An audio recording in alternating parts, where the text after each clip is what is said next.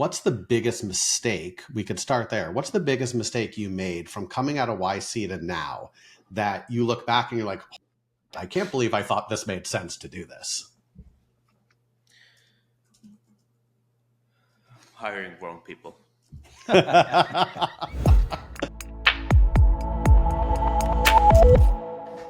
Welcome back to another episode of the Revenue Reimagined podcast.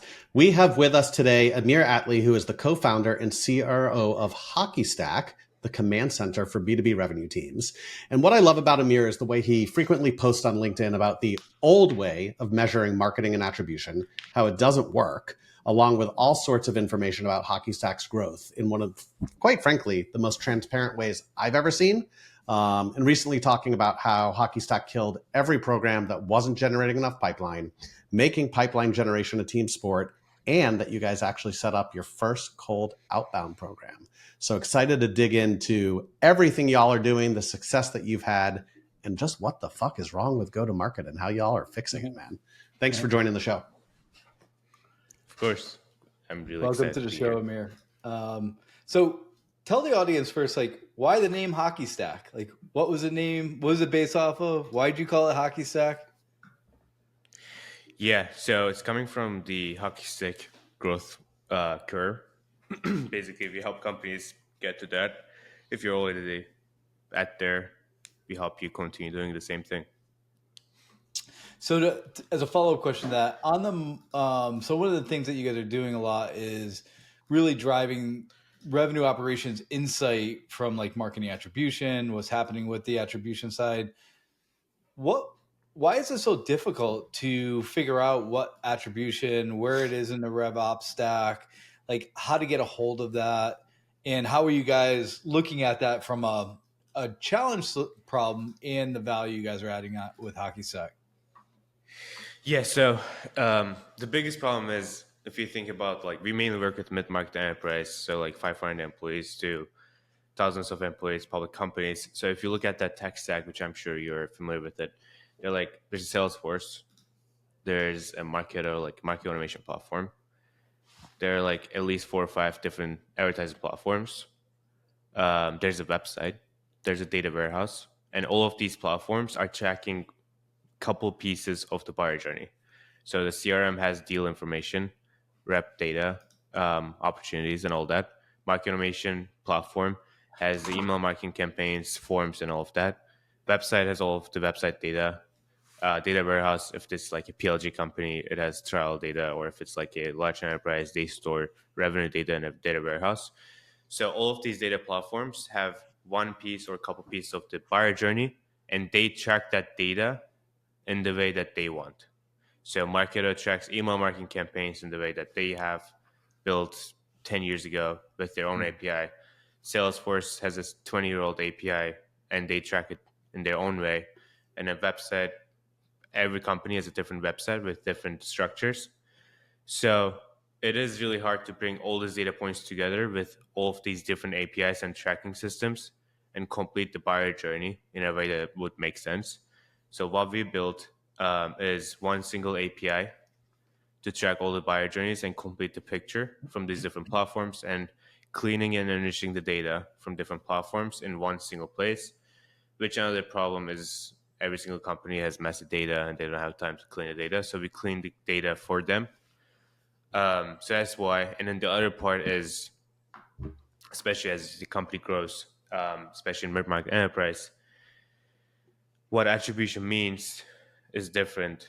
So, and then it's changing over time. So I advise companies to look at the definition every 2 quarters for our customers, so that you can keep people in a company. So it's I have a love and hate relationship with what we're building, essentially, because on one hand, you help companies generate more pipeline because they know what to do. But on the other hand, it's affecting people's compensation. Because if you think about it, I'm telling people attribution doesn't mean finding a source. But if you tell reps, like SDRs, for example, you need to source deals, and that's going to be 60% of your compensation. It's going to be your salary. It's going to be your family's future. Then you need to make sure that you compensate them fairly, which then equals being a source for a deal. So it's really complicated. It's different from company to company. But again, one part is the technology problem. The other part is how we think about attribution as a company. Yep. So I've never worked someplace that gets attribution right. And I, for a short time, worked someplace that was trying to solve this problem. No longer exists. And talking about attribution and how to properly determine, where things are attributed, whether it be first touch, last touch, etc. And when you look at that, typically what I found is, your marketing leaders have their opinion, your sales leaders have their opinion, right? If my salesperson spoke to them, if my salesperson outbounded them, Amir, it doesn't matter how many things you've sent them, right? My salesperson should get credit for that. And marketing tends to flip flop that where, well, we started that conversation. How in depth do you guys get with advising, what it should be versus systematically, let's segment it out based on the percentage of touches, et cetera, et cetera? Yeah, so it's different from segment to segment. For enterprise, they usually come with like a predefined way of doing it. So they say like, we are compensating people based on this. Can we bring it in HockeyStack? So it's like one part is compensation and the other part is generating pipeline. Usually we start from the generating pipeline piece. How can we generate more pipeline for you using the data that we already have? And then compensation piece, we usually don't touch that part because they're really special for the company. Yeah. For mid-market, usually if a company is smaller, like, I don't know, 500, 600 employees, then there's more, they usually come to us asking more of these questions, and then we get more involved. But like my preference would be staying away from the conversation because, as you know, it's a double-edged sword. Like, you can do well for the company, then still you can get punished for it. I think the best way is literally as a manager, as a leader, you need to keep the team happy.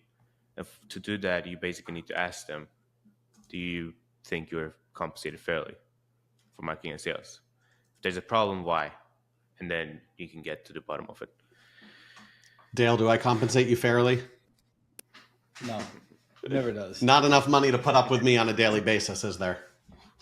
So Amir, when should people really be thinking about this attribution, the rev ops, the control center? What's the size company? Where does it make sense to like implement something like HockeyStack? Because I think a lot of people are saying, yeah, this totally makes sense, but I have like 800 other things that I'm trying to manage and control. What size would that be for them? I think it depends on the lead volume. So if you have, like, for example, 10 leads a month, then you can ask them where they found about you. If you have 100 leads, then you need a system. If you have 1,000 leads, you need it tomorrow. So it depends on that. And then two, we mainly work with companies who have more than 200 employees. That's usually a good segment. We need like a marketing ops team. So if you have a marketing ops team, there are like a couple of platforms that you advertise on or like use for marketing and sales. And if you have more than like 10,000 or like close to 10,000 visitors a month, then that's like a good place to start. If you start up, I would advise you to use just first touch and last touch using Salesforce or something like that, and spreadsheets. That would be a good way to start, and you don't need to worry about attribution. I want to shift gears a little bit because y'all's growth has been nothing short of amazing.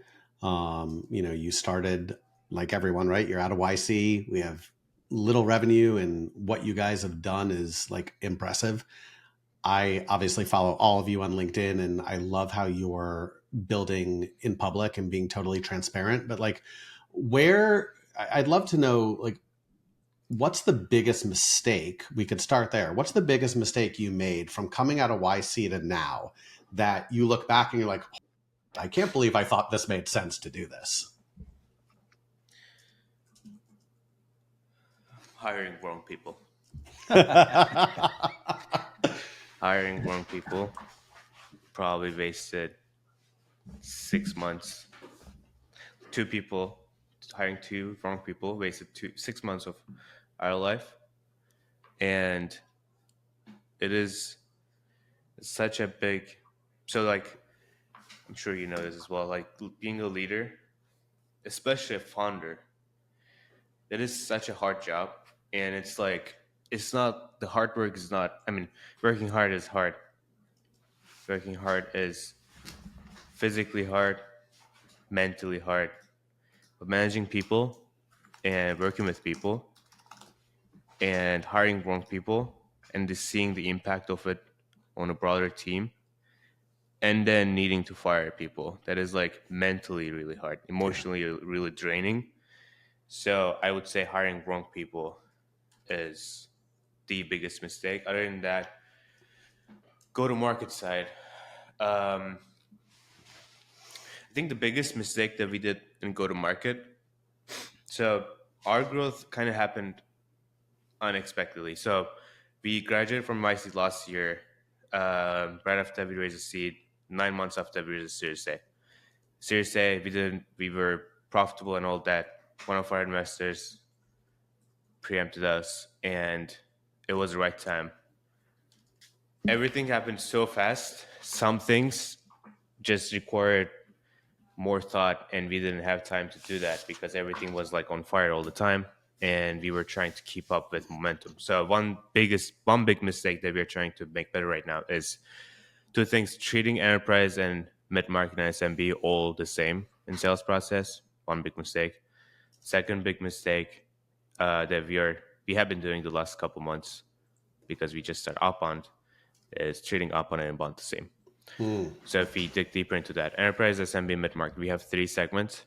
And because of this, by the way, we closed SMB all together for a couple months because we thought, let's treat mid-market enterprise differently first. Then we can open up SMB, which we're opening up right now again, because you're at a better point.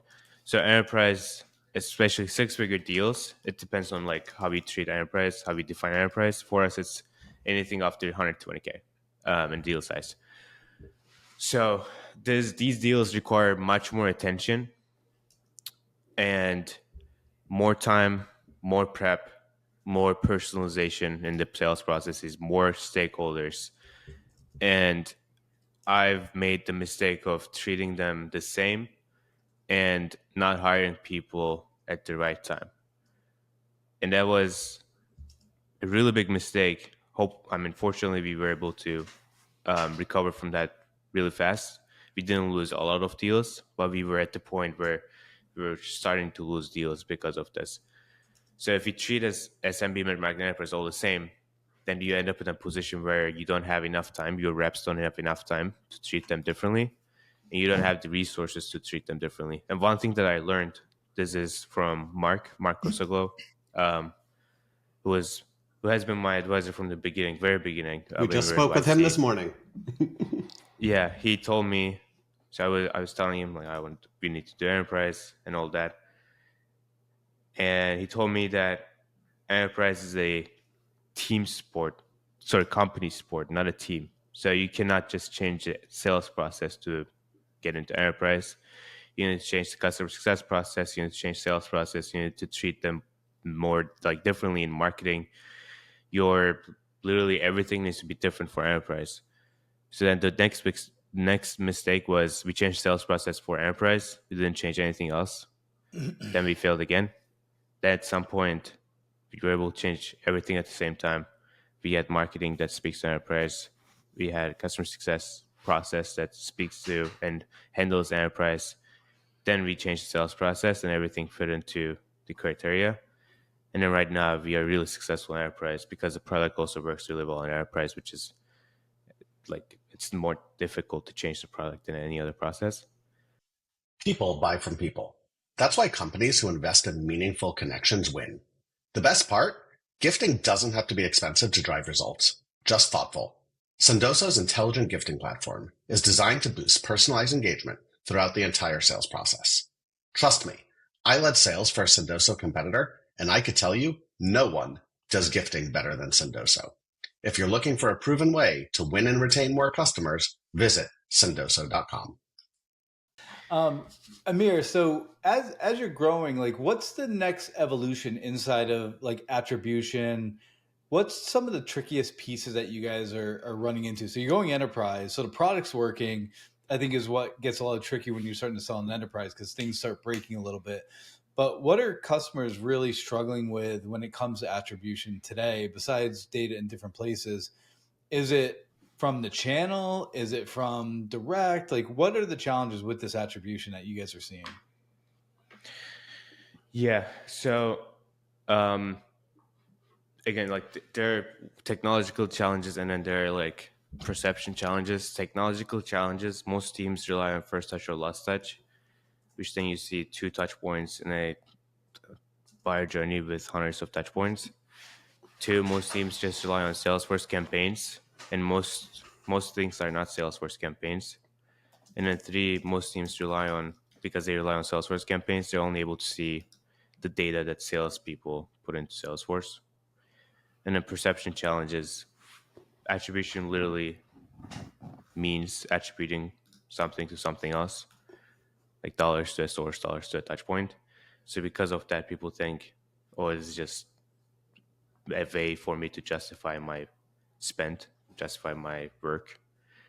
When they look Well, at it that sometimes way, sales is reaching out and marketing's already reached out 3 or 4 times yeah, and they've opened those emails or they've taken a look at whatever you're sending in the newsletter, and the salesperson may have just called them at the right time or sent the email at the right place. But really it was marketing that kind of like started that process. Like, how do you connect those dots together?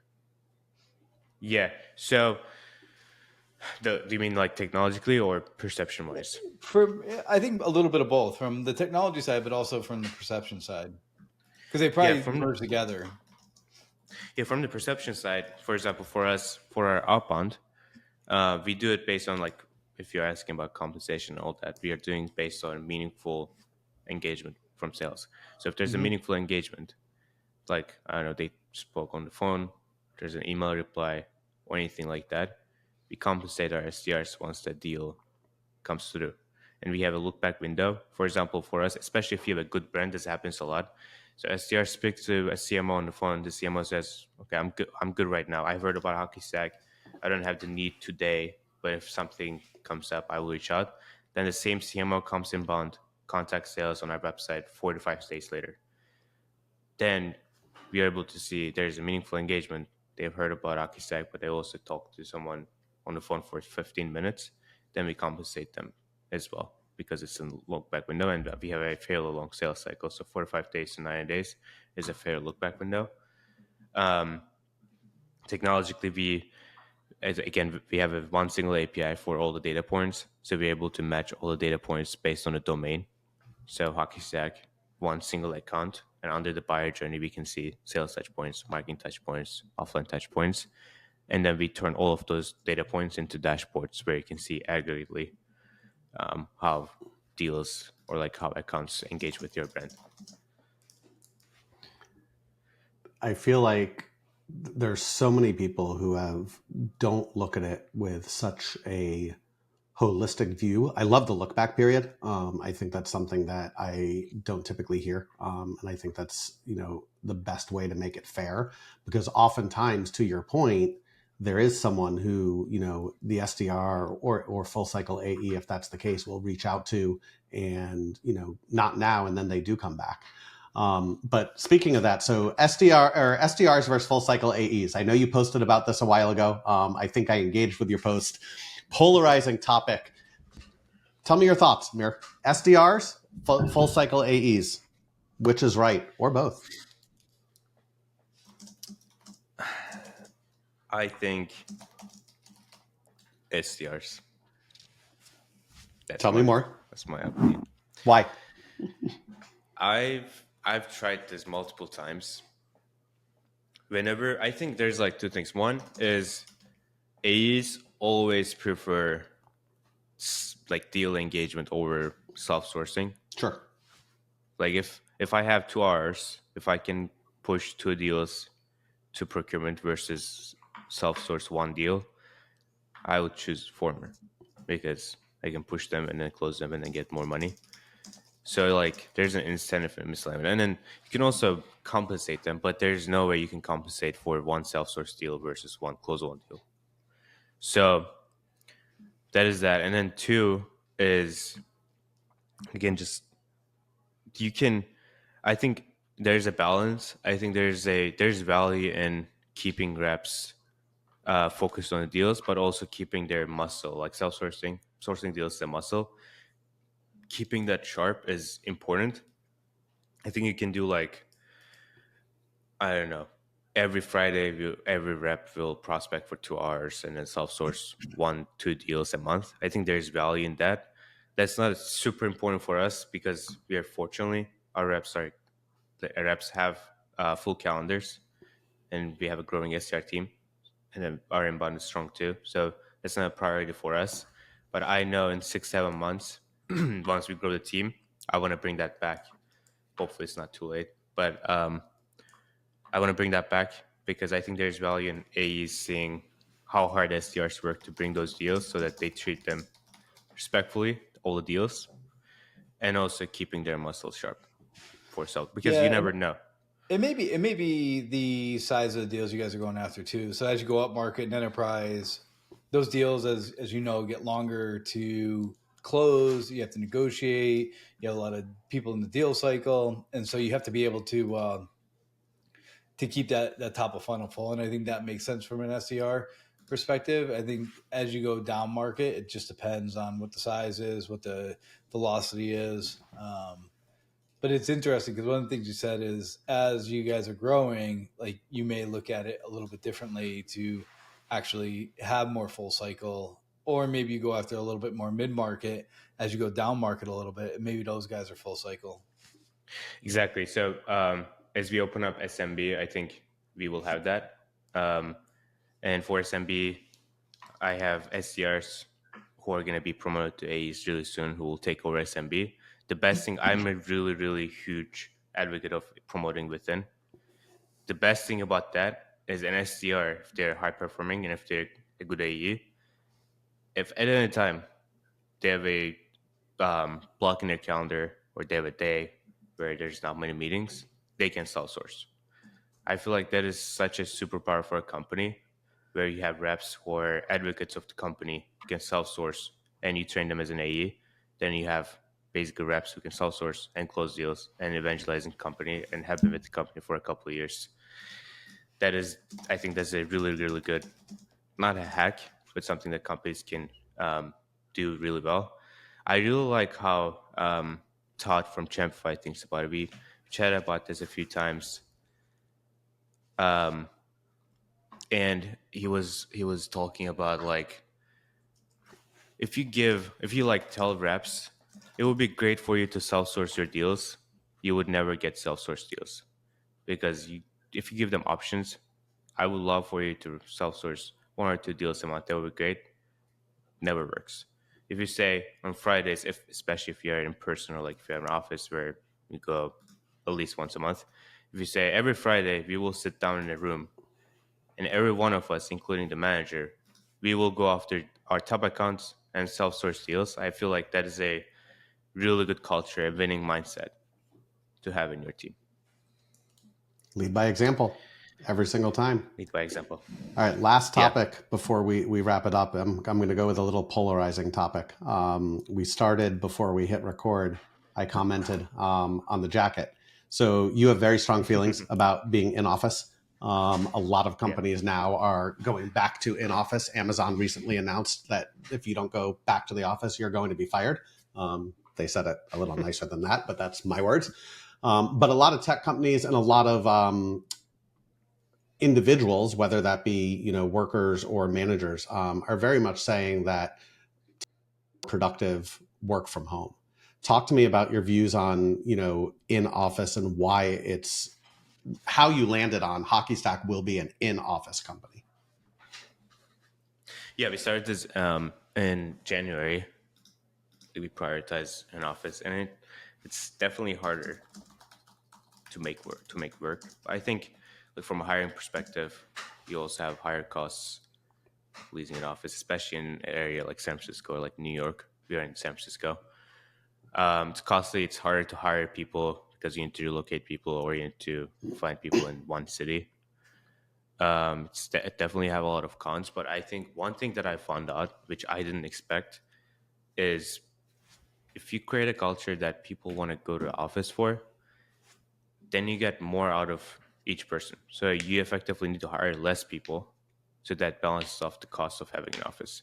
So my highlight from September was two people that I hired recently, after a couple of weeks, we were out having like beers, and they said, I fucking love working at HockeyStack and coming to the office every morning because I love hanging out with you guys. It's like we're friends and also working for the same goal. We're celebrating our wins all together.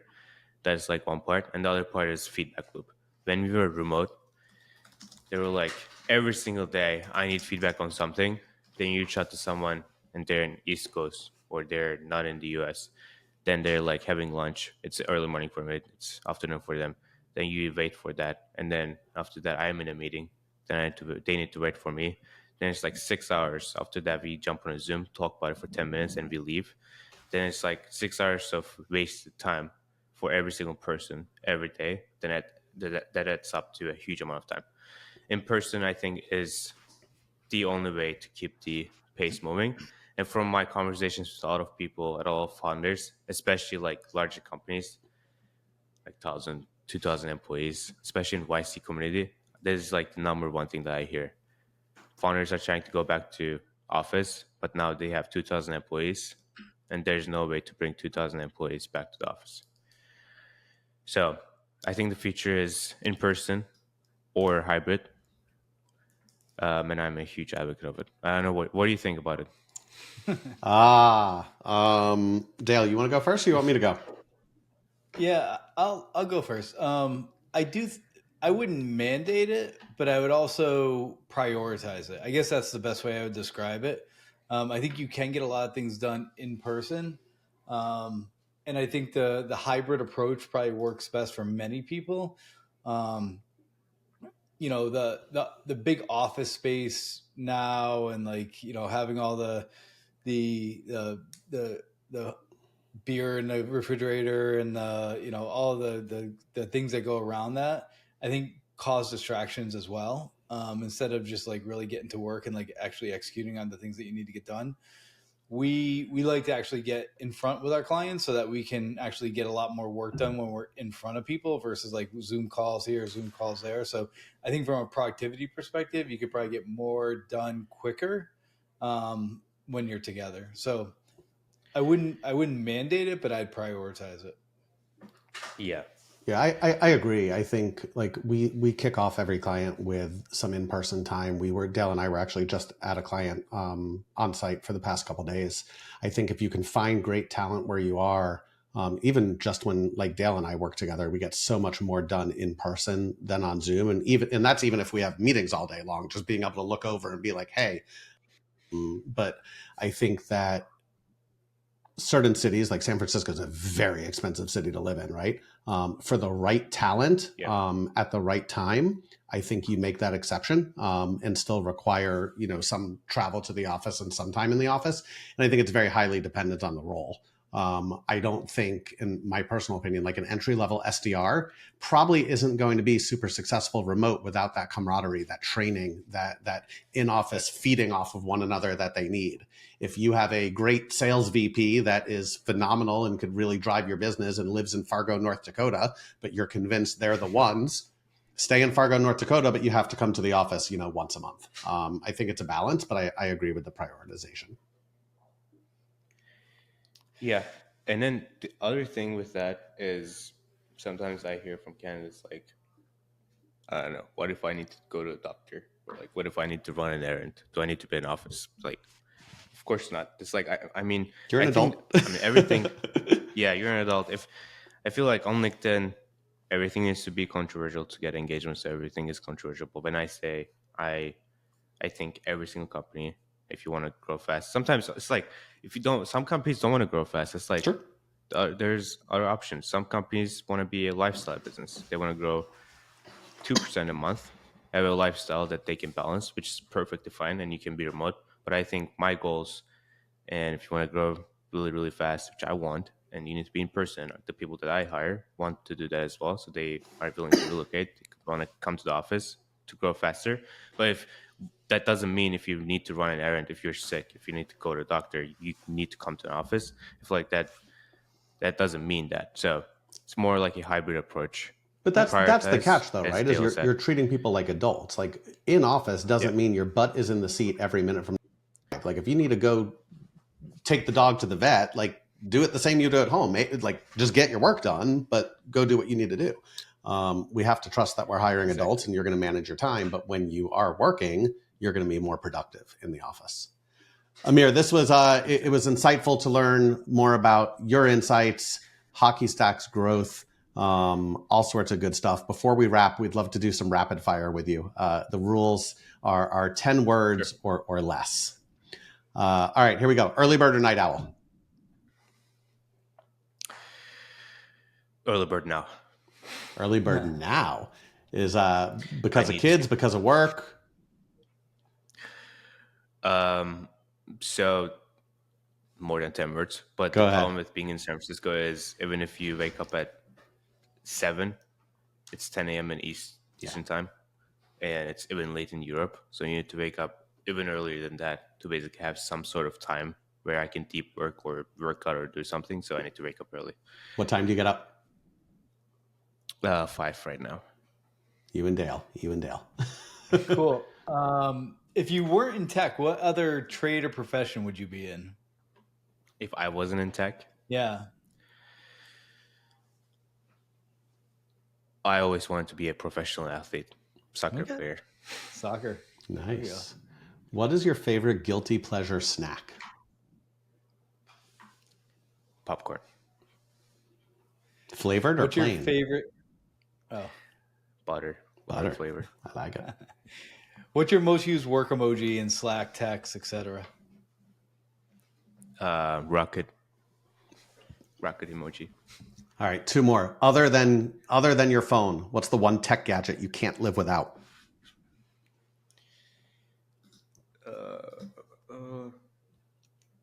I recently got, I don't know if it's probably tech. I got an 8 Sleep a month ago. I don't know if you know. Nice. I do know. I know 8 Sleep very well. What do you think? I thought it was overrated, but it's great. Yeah, it's I had a chance to work with them years ago on a project. Yeah, the best thing about it is not like sleep part. I cannot wake up, but I put on like the hottest mode and vibration. Then you need to wake up because you're sweating.